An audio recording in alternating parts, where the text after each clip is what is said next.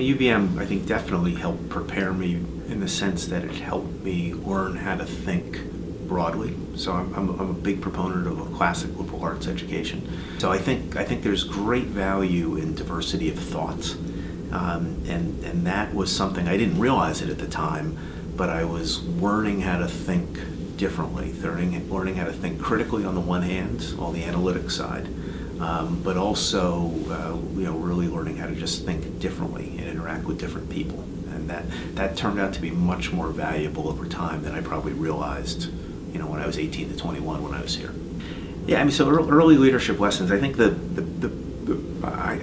big one, and I don't know how much this was UVM per se, but I got very focused on knowing what was going on, and when I first became a manager, I fell into the trap of micromanaging, asking someone to do something or telling them to do it, but then rechecking their work.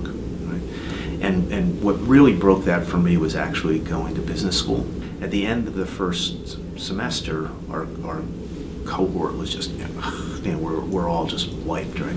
Because we were all trying to do everything. And we then said, you know what, I'm going to trust you to do this work and summarize it for me, and I'll do this and summarize it for you.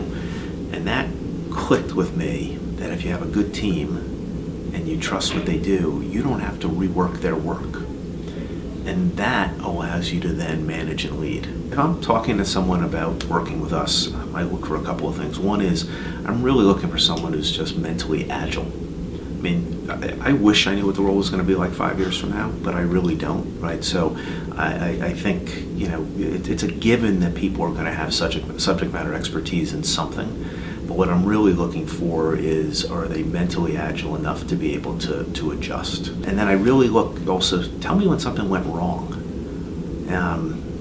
Particularly with younger people, we've manufactured people who've never had what's the biggest problem? I got a B+ once. It crushed me. So I don't want to be the first person to have to deal with you when you have a problem. So tell me about what went wrong and what did you do? What did you learn from it? What do you do differently now? From that. So that whole question of how you've dealt with adversity is a really interesting one.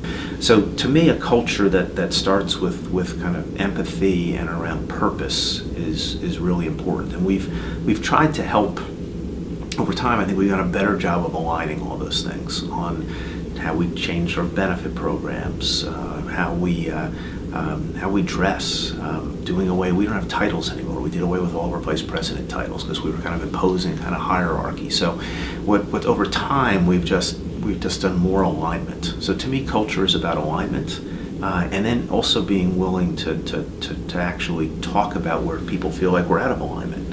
And it's great when someone raises their hand and says, Mr. Crandall, we talk about the imperative of trust with our customers, but I see us doing this, and I'm not sure that aligns.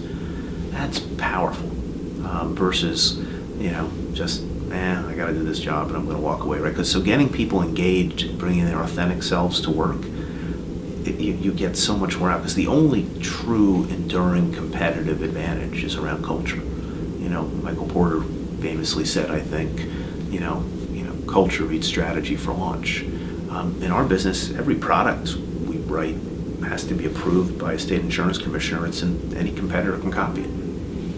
We all live in the same regulated world. I can't really invest differently than my competitors. I mean, so how do you differentiate?